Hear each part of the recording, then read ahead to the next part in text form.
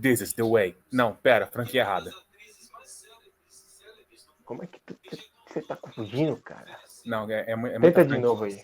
É muita franquia alienígena ao mesmo tempo. Tá, I see you. Não, pera. Não. Isso aí é outra coisa. Let the spice flow.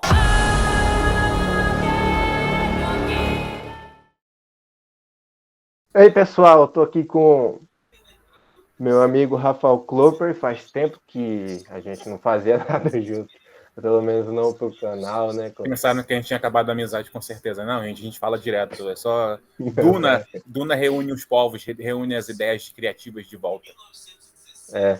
E hoje a gente vai falar sobre o trailer de Duna Parte 2, que saiu recentemente, né? Foi mais rápido do que eu pensei. Pensei que ia demorar ainda. Cara, eu pensei também. Eu pensei que eles iam adiar ainda o filme. Eu nem sei se ainda tá para sair esse ano. Você tá sabendo se vai sair esse Vai ano? ser esse ano, em novembro, dia 3. Caramba. E o novembro vai estar atolado de filme. Vai ter filme dos Scorsese nesse mês. Vai ter The Marvels da Marvel. Vai ter outro blockbuster aí que eu não tô lembrado agora. Meu Deus. Concorrência pesada em quantos? Vai ter muitos flops e Duna. muitos. Vai ter muitos flops e muitas concorrências. Mas esse Duna Parte 2 parece que tá legal. Eu tive minhas críticas, né, ao primeiro filme, você também teve. Mas a gente ainda tem esperanças Temos no esperança no Villeneuve. Villeneuve, porque ele realmente é fã do livro, ele entende o Ele é. material. Ele só é um chato que não quer lançar a versão estendida com as cenas que ele cortou, que ele admitiu que filmou todo o livro, mas cortou coisa. Rapaz, a gente vai falar disso aqui porque eu acho que umas cenas que ele cortou, a parte 2 iria se utilizar melhor de certas coisas que ele mostra aqui, se tivessem algumas cenas que eu sei que ele filmou, mas não quer mostrar pra gente. A cena do jantar, por exemplo, que Vamos dar uma olhada aqui no trailer que começa, né, com o Paul Atreides conversando com a Shani. Cena clássica do livro, né, o romancinho entre os dois, né, o Paul interpretado pelo Timothée Chalamet e a Shani interpretada pela querida Zendaya, né? E o que é interessante nessa cena? Que a Zendaya, ela fala assim: sério que você tá me dizendo que no seu mundo tem esse monte de água, tanto de areia que tem aqui, tem água no seu mundo? tradução livre para o que é dito no livro: Fale-me das águas do seu planeta, o Sul. Exatamente, ela fala isso algumas vezes. Eles A tiveram que mudar. minissérie se utilizava muito dessa frase, eles repetiam demais. Acho que eles tiveram que mudar porque a Shania no livro ela soa meio. Não vou dizer meretriz, não, é uma frase. Ela tá muito. Como é que eu digo? Muito caidinha no Paul desde o início. Ela tava. Me fale sobre o seu planeta, o Sul. Aqui ela Aqui eles tá, têm que igualar um talvez... pouco, mas. Ela tá estilo Zendaya, né? Sim. A Shani da Zendaya, digamos. E é interessante porque os Fremen têm essa fascinação toda com água, porque é da cultura deles. E eu vou dar um mini spoiler, não é um mega spoiler, que em Messias de Duna, a gente vê um Fremen que tem essa experiência com água. Era isso que eu ia falar agora. É a minha cena favorita do Messias de Luz. Uma das minhas cenas favoritas é quando o Fremen fala, quando ele vê o mar pela primeira vez. Ele e os outros parecia que estavam vendo uma coisa religiosa, uma entidade que eles nunca viram na vida. Era Exatamente. o mar. E eles começam a chorar. E o Villeneuve não é a primeira vez que ele coloca pistas que ele quer adaptar outros livros de Duna, né? Eu creio que essa pode ser uma pista para isso, apesar de eles terem diálogos sobre água também, mas a experiência religiosa a gente vê mais depois no pós-jihad, né? Eles têm quando visitam outros mundos. Sim. Aliás, tem uma cena no primeiro filme que quando o Paul tá tendo aquela bad trip dele ter fumado a Spice pela primeira vez, aparece os Fremen no planeta dele, e aí deve ser... Já é um sinal do que acontece no Messias, quando tem os Fremen indo para outros planetas, vendo água, aumentando o Império, e tudo muda na galáxia. Mas enfim, estamos saindo de Duna, estamos indo para outras coisas no futuro. É que acaba que uma coisa puxa a outra, Clopes. E Sempre, Duna sempre. é muito... o pessoal não... às vezes não vê a conexão que Duna tem É que é com tudo as muito suas bem. continuações, mas o Frank Herbert, ele escreveu já o primeiro Duna pensando em Em escrever Messias. as continuações. Em Sim. Messias, Tiny Filhos e Imperador Deus, etc. E aí acaba que a É gente tudo muito, vê... muito amarradinho, sim.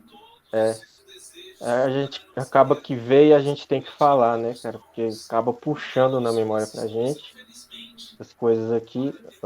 Ele vai começar a entrar nessa área. Olha só, a cena que mostra depois é a Jéssica. Eu não sei se ela já passou pelo ritual. Eu creio que Eu ela acho parece que estar no caminho para passar pelo ritual, né?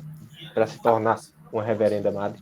quando ela está com as tatuagens no rosto, acho que ela já está virando, mas tem a cena que ela tem um ritual, que aparece mais um pouco depois no meio do trailer, que ela está sugando alguma coisa, tem um transe e os olhos dela ficam azuis, talvez. No começo, nessa primeira cena que ela aparece, ela tá tipo numa caravana, junto com os Fremen. Eu Por acho isso que que eu não tenho certeza que se já passou ou se está no caminho para passar por isso. Ela já tá tatuada também. então aí ela já virou a Bene Gesserit superiora dos Fremen, com certeza. É a reverenda madre deles, a Sayadina, né? Sim. E, Que e logo depois a gente tem a Irulan Corrino, que é interpretada pela Florence Pugh. Eu acho que eu acho que dessa vez eu pronunciei o nome dela correto. você tinha E pronunciado errado? Quando? eu pronunciei errado no vídeo que eu fiz sobre a Irulan. Eu falei Florence Pugh, Ah, como se ela fosse um cachorro. Ai, meu Deus, não vamos entrar nisso, né? O que eu queria entrar mesmo é que ela tá tendo bastante destaque. E eu no primeiro livro mesmo, ela não aparece on-screen, a não ser no finalzinho do livro, né? Ela aparece muito nas epígrafes, porque o primeiro Duna é como se ela estivesse narrando, porque a história do sim, Muad'Dib foi ela que escreveu, sim, que são dentro do ótimos, mundo de Duna. Ela escreveu para a posteridade que é a uma história do Muad'Dib. que torna a narrativa do livro interessantíssima e complexa, porque tudo que você está lendo, que o Paul está fazendo, você sabe que vai ter um impacto mais tarde, fica sempre criando um É teaser do isso que eu que falei, que uma é, coisa puxa a outra, que a gente vê o Paul mítico nas continuações. Por enquanto, a aventura dele se tornando um Adib, o salvador desse mundo, entre aspas mesmo, porque depois a gente vai ver mas, que não é bem todo, assim. mas todas as sementinhas já estavam no primeiro As livro, desde o sementinhas já início. estavam aqui, já estão nos 2 filmes do Villeneuve, que E já vai eu acho fazer que aqui. a Irulan vai meio que assumir esse papel, que ela também tem no livro, porque você vê a primeira cena dela, ela tá falando no microfone, gravando um diário, que nem o Paul fazia lá no primeiro filme, lendo aquelas videoaulas sobre Araques. Enfim, eu acho que ela vai ter um pouco disso de qual é o impacto se Paul Atreides estiver vivo, o que isso vai significar para a galáxia, e etc, etc. Eu acho que esse vai ser o papel dela ao longo do filme, antes dela Uhum. conhecer ele, que eventualmente no final. Que é um spoiler, mas eles se conhecem no final, gente. E outra coisa interessante sobre a Irulan é esse figurino dela, que eu acho que conecta um pouco com o pouquinho que a gente viu dos Corrino no primeiro filme. O pouquinho que a gente viu dos Corrino foi o Sardaukar, o mundo deles, o segundo mundo dele, né? Salusa Secundus, que não é Sim. o mundo principal deles, que é Kaiten, né? E tem aquela comitiva lá que vai no planeta do Paul, que eu esqueci, deu branco agora, no início do filme. Trade vai. Lembrei. É verdade, eles também estão usando roupas brancas. Eu acho que é o que o Villeneuve escolheu para representar essa casa, que eles são bem Sim. codificados em cores nessa versão do Villeneuve. E Fiquei as desapontado. outras nem tanto. Né? Fiquei desapontado que não vimos o Christopher Walken como imperador. Eu quero muito ver esse de imperador. Eu acho que eles estão escondendo um pouquinho o Christopher Walken, mas ele não deve aparecer muito, não sei também, porque parece que os coadjuvantes nesse filme estão tendo bastante destaque. A Irulan, depois a gente vai ver a Sim. Margot Ferrin também, que aparece até bastante, ela quase não aparece no livro, mas enfim. E depois o que a gente vê, cara? alguém tá queimando um monte de corpo aqui. Eu acho que é dos conflitos que a gente tem. Eu acho que o filme vai começar mostrando o que aconteceu na capital depois que os Atreides foram dizimados. Vai aparecer o que aconteceu com o Gurney, o que apareceu com o Will, a gente sabe, morreu. Tuffy Howard. Esqueci o nome dele. Tuffy Howard. O Tuffy. Bom, recapitulando, vamos saber o que aconteceu com o Gurney, com o Tuffy Howard, porque deixou muito aberto. Parece que eles morreram e... Não, eles não morreram. Spoiler, eles estão vivos. E eu posso falar isso porque o Josh Brolin aparece em umas imagens promocionais aí e ele apareceu no teaser do trailer. Então, a gente tem vários corpos sendo queimados aqui. E a imagem do Leto também está sendo queimada, então... então exatamente o que eu falei. Vai ser o pós-batalha da capital. Que vai acontecer. Depois a gente tem a Jessica conversando com o Paul. Parece que vão ter muito mais interações entre a Jessica e o Paul. Bem, sim. E ela diz que o pai dele não acreditava em vingança. Mas o que o Paul faz não é exatamente vingança. No escopo maior das coisas acaba não sendo uma vingança, porque, né? Para ele o que ele está fazendo é um bem maior, uma justiça, exatamente. E ele acaba se cegando por isso. E também a mãe dele ainda não está percebendo esse grande escopo das coisas, mas depois ela vai dar uma...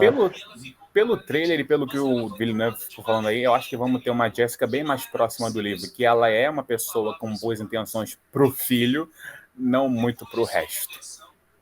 Exatamente. Faltou um pouquinho essa Jéssica bravona no primeiro filme, né? Que até falei algumas vezes que eu fiquei sentindo falta dela. Mas acho que estamos bem encaminhados. O que eu estranhei foi o nosso querido Feyd Rautha Albino. Raivoso. Feyd Rautha Albino. Mas antes da gente falar do Feyd, o Gurney você já falou, né? Enfim. Sim, o Gurney tá... Bom, vamos ver o que vai acontecer no livro. Eu acho que não tem muito o que esconder do Gurney no filme em si, porque ele vai aparecer onde ele aparece quando ele reencontra com o Paul. E depois de lá, ele se junta aos Fremen, treina os Fremen, e por isso que os Fremen se tornam uma grande comoção, uma força militar nas mãos do Paul. E depois a gente tem, né, Feyd, Albino e Careca, como você falou. O Feyd é interpretado por aquele cara que fez o Elvis, né? O nome dele. Austin Butler. Austin Butler. Isso. E ele tá no mesmo estilo dos outros Harkonnen, né? Todo careca. O Villeneuve criou esse estilo para os Harkonnen, porque no livro não descreve eles exatamente assim, né? O Vladimir, ele tem cabelo, que eu me lembro. Sim. Não tem, não? Ele é ruivo. E quase todo mundo é ruivo em tudo. O Feyd no livro é descrito como quase uma imagem cuspida do Paul Atreides, só que ele é um anti. É tipo o anticristo do Paul. Exatamente. Eles muito todos parecidos. São primos, né? Eles têm esse material genético parecido, que é tudo parte do plano das Bene Gesserit. Porque o Barão é avô do Paul, enfim. Eles é tudo parente. E eu não sei, esse estilo dos Harkonnen, né, para simbolizar que eles são mauzões, tudo cinza, né, todo, sei lá, muito na cara, assim. Aí a gente vê o resto dos Harkonnen, que a gente já viu no primeiro filme, o Raban e o Barão Harkonnen, que tá mais para um Coronel Kurtz aqui, na versão do Villeneuve. Ele não é tão assim no livro. Eu nunca entendi muito essa comparação de o Coronel Kurtz, porque em visual ele é gordão e careca, mas de resto não tem muito a ver. É o Villeneuve que faz essa comparação, né? Ele adora Apocalipse Now, ele menciona essas coisas. Ele tem que colocar Apocalipse Now em algum lugar. Sim. Uma vez a gente conversou sobre isso, né, Clopes? Aí você falou, eu acho que o personagem que seria mais próximo do Coronel Kurtz no Duna em geral seria o Leto II, que vai aparecer mais pra frente. Exatamente. Isso aí é pro quarto filme, se acontecer. Ou melhor, nesse caso, quinto. Depende. Eu acho que é quarto mesmo, que Filhos de Duna, né? Algumas cenas de ação com a Shani, Chani, que parece que vai ser bem legal. Esse filme tem que ser ter mais ação do que teve no primeiro, né? Porque agora a gente tem uma guerra localizada de verdade. É uma guerrilha, né, na verdade. Sim. Não é uma super guerra ainda. Tem que mostrar os Fremen fazendo emboscadas nos Sardaukar e nos Harkonnen, que nem no livro, e eles são mencionados fazendo isso. Tem que mostrar tudo. A gente teve um pouquinho... A gente viu um pouquinho do que os Fremen podem fazer no primeiro filme, que é bem legal.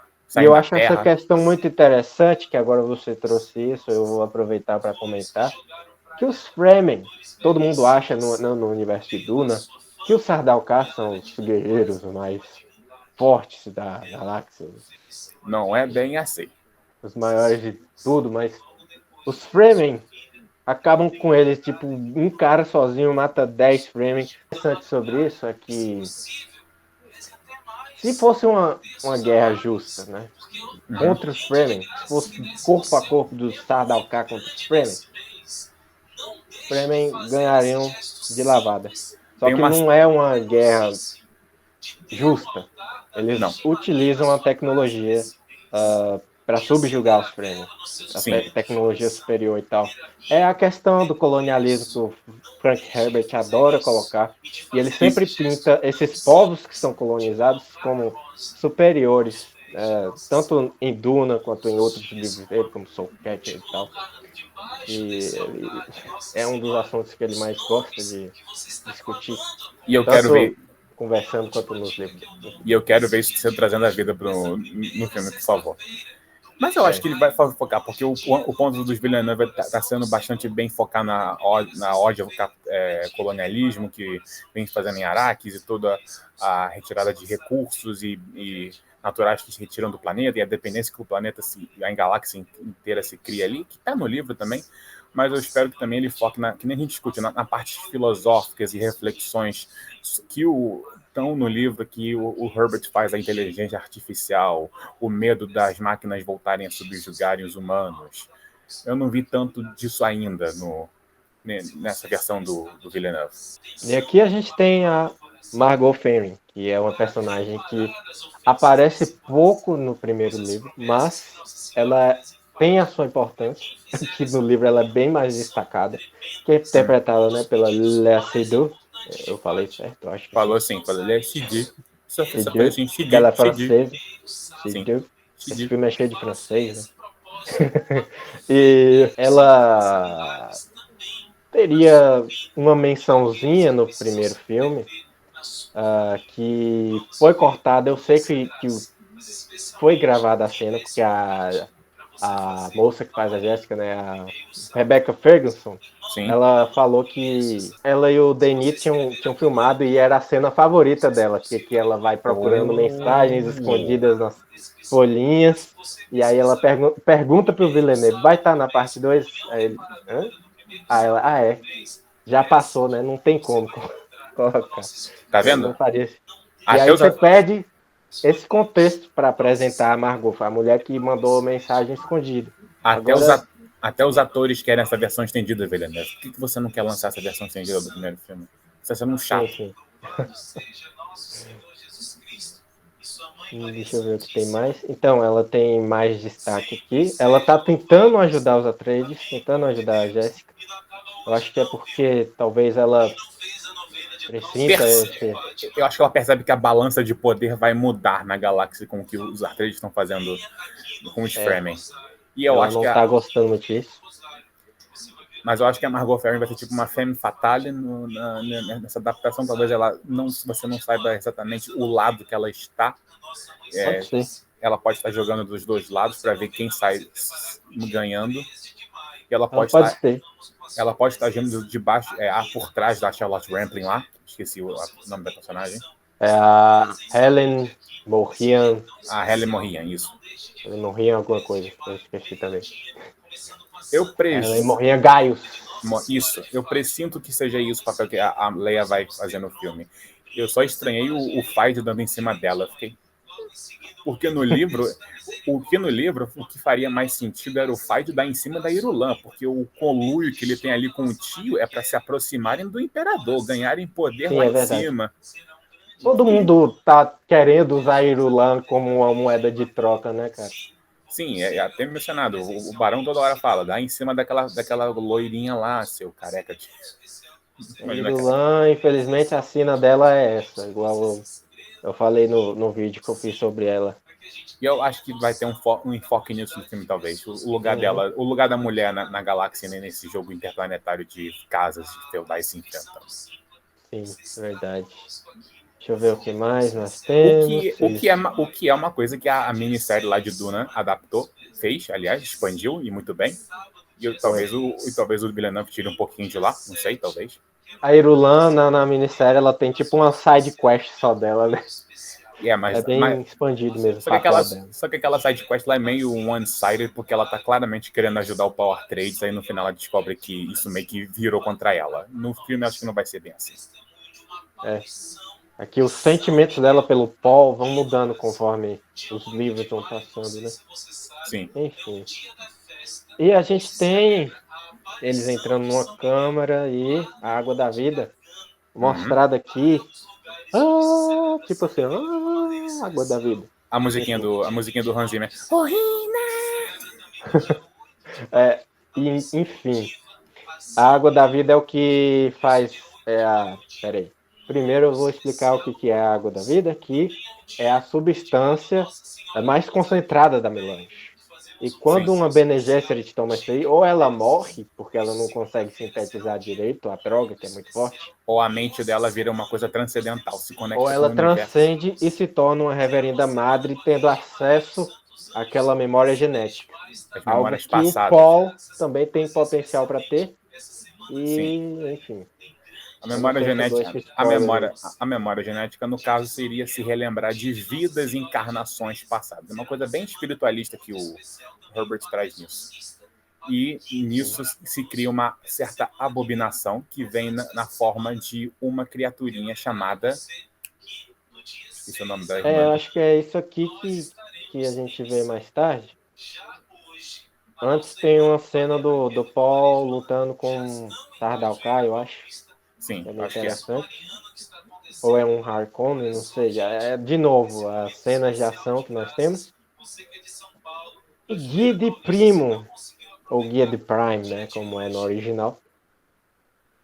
Que tá bem estilizado aqui. É cinza, ele colocou em preto e branco também.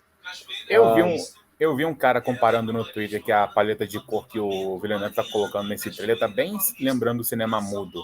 Que você tinha várias sessões de cores diferentes para diferentes regiões e personagens e cenas. O que é interessante, até que encaixa, talvez. Eu tô gostando desse deserto mais vermelho de Arrakis, o que meio que se aproxima mais com a versão do David Lynch, que eu gostei bastante de como ele encenou o deserto lá. Eu não gostei muito do deserto lá da Arábia do primeiro filme, que eu achei meio morno, mas aqui tá ficando mais perto do livro do que eu gosto. Vamos ver como é que vai ser. Essa arena, que eu queria falar. Essa arena é exageradamente grande, porque no livro ela é bem menor. Eu acho que até que combina, né? Alguns podem dizer que é uma afetação estética, mas até que faz algum sentido, porque Guide Prime é descrita como um lugar horroroso, né, nos livros. Sim. É super industrializada, eles usam escravos, mão de obra escravos. Tem muita devassidão sexual, né? Os Harkonnen são safados. Enfim. E não é um lugar que você ia querer ir, né? Senão você ia ser usado como escravo sexual lá do gordão. É bem provável. Muito provavelmente. Agora sim eu vou querer falar um pouquinho sobre a Jéssica acordando, né? Depois de, provavelmente, ela passou pelo ritual para se tornar uma reverenda madre, só que acontece que ela estava grávida. E essa bebê que ela vai ter é uma das coisas que eu tô mais curioso para ver. Que vai ser Lia, a tal, né? A abominação que eu falei. É a abominação. Todo mundo eu vai fiz um temer vídeo sobre ali. abominações aí, porque que o Frank Herbert ele destaca tanto essa abominação, não fica tão claro, talvez, no primeiro livro, porque a abominação seria ruim. Porque eles só ficam mencionando. Ele não diz explicitamente o que é a abominação. Eles apenas mostram eles reagindo ao que a Alia representa. Todo mundo fica, meu Deus do céu, como é que essa garota pode nascer? Não, não, não. Isso significa uma coisa ruim. Não pode ser. E você só descobre depois o porquê disso. Que tem a ver com as memórias genéticas. Que tanto a Jéssica quanto a Alia vão ter acesso, porque ela nasce da Jéssica e nasce com os poderes da mãe evoluídos mais ainda. É verdade. Ela é uma proto-Koisatsu-Hadara, praticamente. Basicamente. Só que não com o mesmo controle que o Paulo tem. Sim. E isso é perigoso. Por razões óbvias. Porque o Paul passou por diversos professores de diversas raças e treinos. Ele passou por um Mentat, que foi o Tufira, ele passou por um guerreiro, que foi o Gurney, pelo Duncan também. Então ele preparou a mente para tudo. E também teve o treinamento Bene Gesserit com a mãe. Enfim, o Paul foi criado como uma máquina, preparada para tudo. E a Lia foi jogada no mundo. Exatamente. Infelizmente. Então estou curioso para ver a Santa Lia da Faca, né? Como ela é conhecida depois. Talvez não tenhamos muito. Tô interessado para ver quem vai ser a atriz da Lia. Ela tem que ser uma criança, mas tem que saber atuar muito bem, porque ela é basicamente uma adulta no corpo de uma menina. Tem que ser nível Kirsten Dunst quando ela fez a menina vampira lá no. Entrevista com o vampiro, verdade. Tem que ser a gente já falou disso algumas vezes no passado. Sim. Também. Ela é um dos meus personagens preferidos. Modelos de personagem criança com mentalidade avançada. E é assim em Hollywood que se escreve uma personagem feminina forte. Aprendam com Herbert.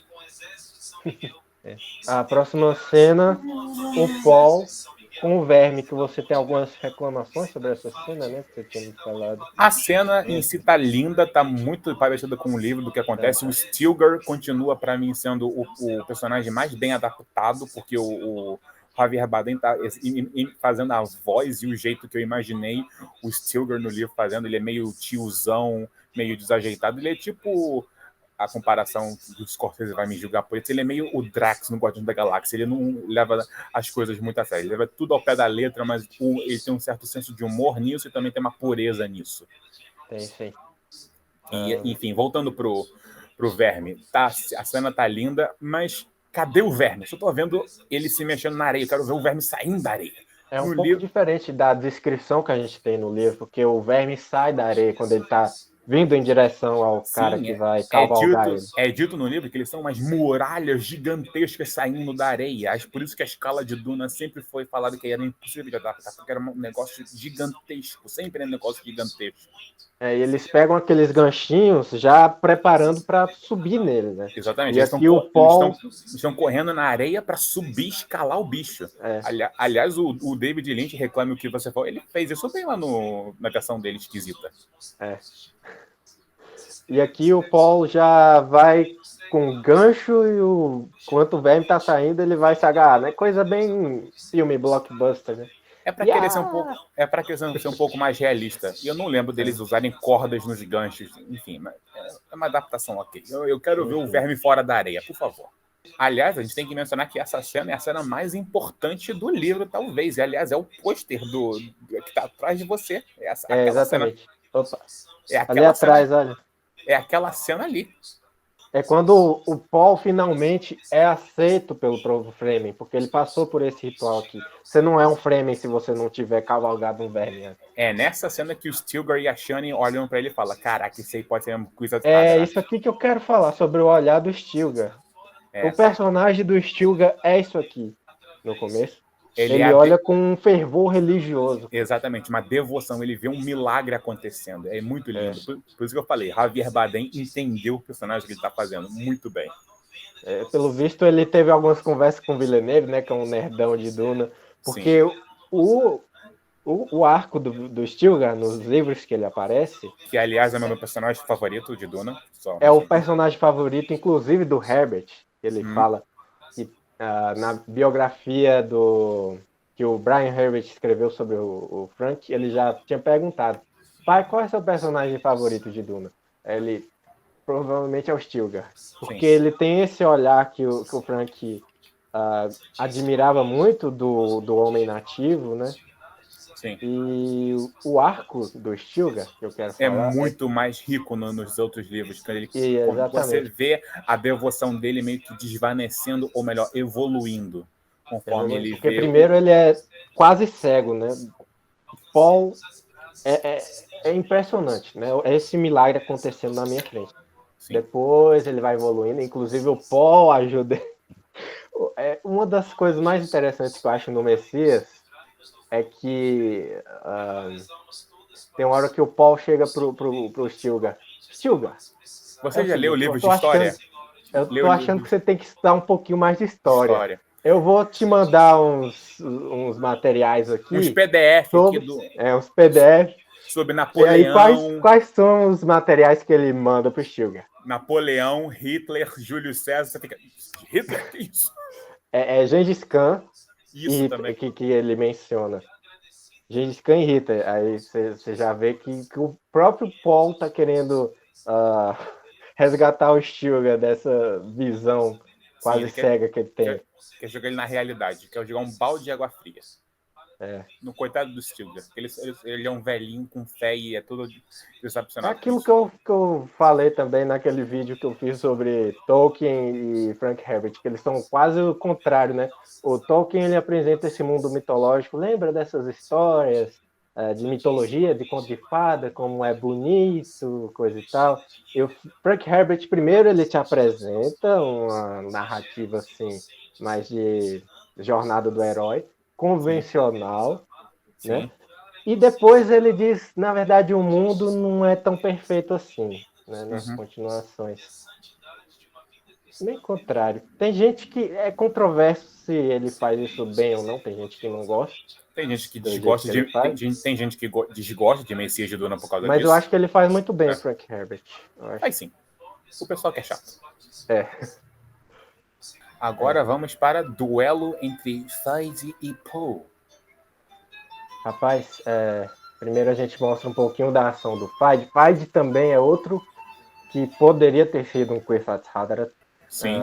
O livro vai falando de vários possíveis Kwisatz Haderach, inclusive o marido da Margot, que não aparece aqui, eu nem sei qual é o ator que vai fazer, que é o Lord Perrin, né? O Conde Perrin, eu acho. Será que ele vai estar no filme mesmo? Ou vão querer fazer a Margot solteira, empoderada, forte? Não sei. Talvez, não sei também. Mas um livro diz que ele poderia muito bem ter sido um Kwisatz Haderach. Foram algumas coisinhas pequenas na genética dele que... Aliás, era o plano da Morrian no início, era que o filho da Jéssica com o Leto fosse uma menina para que ela se casasse com o Feige, para eles tivessem um filho e o filho fosse o Kwisatz Haderach original, do plano delas. Ou seja, a genética dele é quase perfeita também. Sim. No Feige, por isso ele também é um guerreiro formidável. Formidável, exatamente. Um albino raivoso. Aí a gente tem aqui o Feige lutando na arena, a Margot olhando para ele com esses olhinhos assim, de Bene Gesserit, né? As Bene Gesserit, que todo mundo sabe que elas são super ardilosas, ela tem algum plano em mente para usar contra o menino Feige aí. E eu não sei o que é, porque o Villeneuve tá fazendo essa inserção aqui, e parece que esse filme vai ter muito mais inserções dele próprio, de roteiro, do que foi na primeira parte. Porque ele basicamente já adaptou as partes maiores do livro. Eu acho que essa segunda parte do Paul no deserto tem pontos mais chaves importantes ali que acho que vão estar no filme. Não tem muito o que cortar, mas né, tudo pode ser esperado do Villeneuve a esse ponto.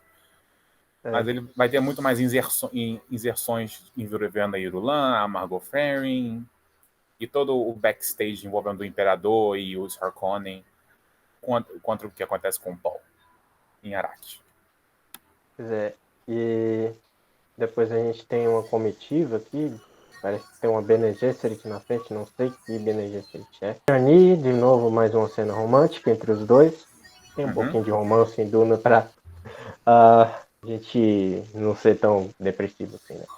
Duna tem de tudo, por isso que é maravilhoso. Tem ação, tem romance, tem filosofia, tem tragédia. Tem um pessoal aqui estilizado. Isso aqui é quem, hein, Clopes? Tem uma personagem aqui que parece que saiu do filme Cruzada. Você É. lembra no trailer? Eu não sei nem quem é. Eu sei de quem você está falando, só que eu não sei quem é. Parece Eu que é não sei se é uma. a Leslie Du, eu não sei se é a Irulan. A Margot tá usando o Fad pra alguma coisa. Que tem essa cena que o Fad tá indo beijar ela. Não sei. Então, o que acontece na minissérie, quem tem essa cena com o Fad é a Irulan. Sim, por isso que eu Que é falei o que você que. falou antes. É.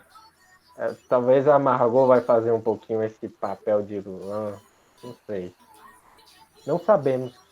Nós estamos na especulação por enquanto. Fad contra Paul é interessante porque o primeiro filme terminou com o duelo.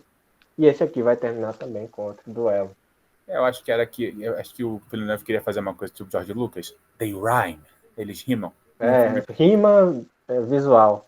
Ele Sim, estava com um corte diferente, né, para o primeiro filme, mas eu acho que sim. ele percebeu, enquanto ele estava editando, nossa, eu acho que é melhor deixar essa parte aqui como final, que eu vou ter, né, essa pequena rima visual para o Sim. final do próximo filme. Coisa que a gente tinha notado, e não foi uma das coisas que eu achei mais estranhas, mas até Eu que não, faz sentido. eu não tava esperando que ele fosse mostrar logo o final do filme no trailer, tá? Pode ser uma coisa que a Sony faria, mas.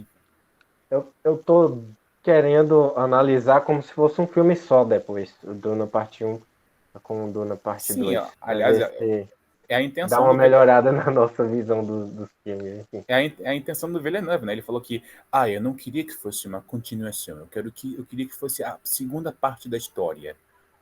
Tá, seria melhor se tivesse 5 horas a primeira parte, mas enfim, isso é a parte minha chata, criando essa versão estendida com tudo do livro que ele filmou. Espero que seja uma boa cena de ação, esse duelo entre os dois. Eu acho que as cenas de ação no primeiro filme deixaram um pouquinho a desejar. Eu odeio aquele corte do Gurney, por exemplo. Quando a gente finalmente vai ver o Gurney lutar, ele corta. Eu É. tô Aquilo, querendo ver ele aqui. aquilo ali foi muito broxante, porque foi uma cena, Foi. a cena mais épica do filme, a musiquinha dos Atreides ali, a batalha para começar e corta pra chama, maravilha, né? Você corta. Que triste, que triste. Mas parece que o Gurney vai aparecer bem mais pelas imagens que a gente E eu viu. espero que, pelo amor de Deus, o Deus Villeneuve não tenha uma de Herbert de cortar a cena de batalha, porque isso acontece nos livros também, mas aqui eu acho que ele tem que vender o blockbuster e entregar a mega batalha que acontece no final do livro. E terminando o trailer, a gente tem o Muad'Dib, né, levantando essa força natural dos Fremen, né? Todo mundo, vamos acabar com esse Harkonnen. É isso aí mesmo, bora, bora, bora. E aí Os- eles conseguem, né? Porque Você, finalmente, você né? vai me julgar se eu falar uma coisa sobre essa cena? Eu esperava que fossem bem mais Fremens aí, eu achei pouco. Bem mais Fremen, né? Tá Eu, pouco, né? eu achei pouco. Parece errado falar isso, porque tem milhares aí, mas eu fiquei. Ele No livro eles são basicamente bilhões. são. E ninguém tinha conseguido estimar isso antes. Também porque Exatamente. ninguém dava a mínima, né?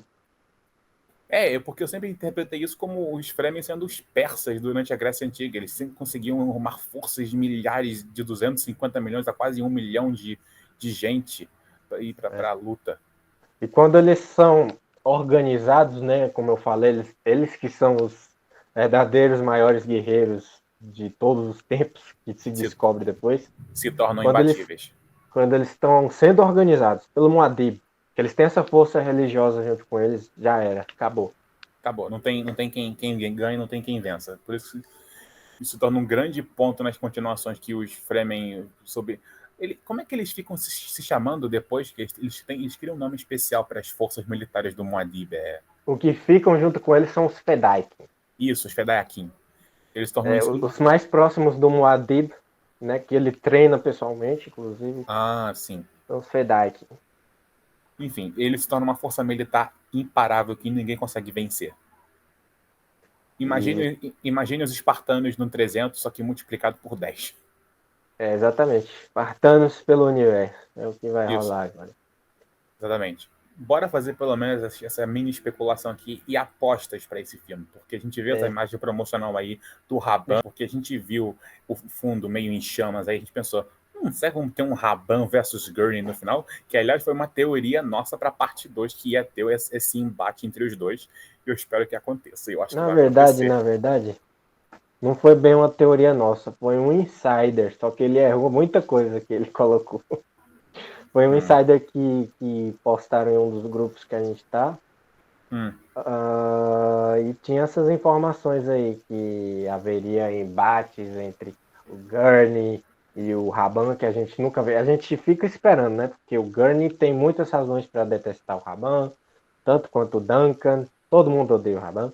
E o que acontece é que ninguém enfrenta ele diretamente. Mas o Insider previu isso pro primeiro filme ou pro segundo agora? Eu acho que era pra parte 2. Bom, espero que aconteça. E eu quero ver aquela nossa previsão que seja o Gurney enfrentando o Raban e o Stilgar entrando no meio e os dois formam uma dupla ali e acabe com o Gordão Maldito. Mas o final que o Raban tem é bem adequado a todas as perversidades que ele fez em sua vida. Com certeza. No livro, acho que é mencionado que ele morre apenas. Eles nunca mostram o que acontece com ele. No filme, eles têm que mostrar. Pois é. Nas outras versões, eu não lembro exatamente na versão do Lynch, mas a da minissérie é bem interessante. No filme do Lynch, ele aparece indo pro deserto com uma força e depois desaparece. Ele fica implícito que ele morreu por causa de um verme, eu acho. Na minissérie que aparece ele sendo linchado no meio pelos frames, que foi maneiro também. Então foi isso por hoje, pessoal, e até a próxima. E esperamos que o filme seja bom, como esse trailer está prometendo, por favor. E mais próximo do livro, sem cortar nada. Ao menos parece que vai ser interessante da gente olhar, da gente assistir. E teremos aqui uma discussão completa quando o filme sair, com certeza. Yes. Podem esperar por isso. E até.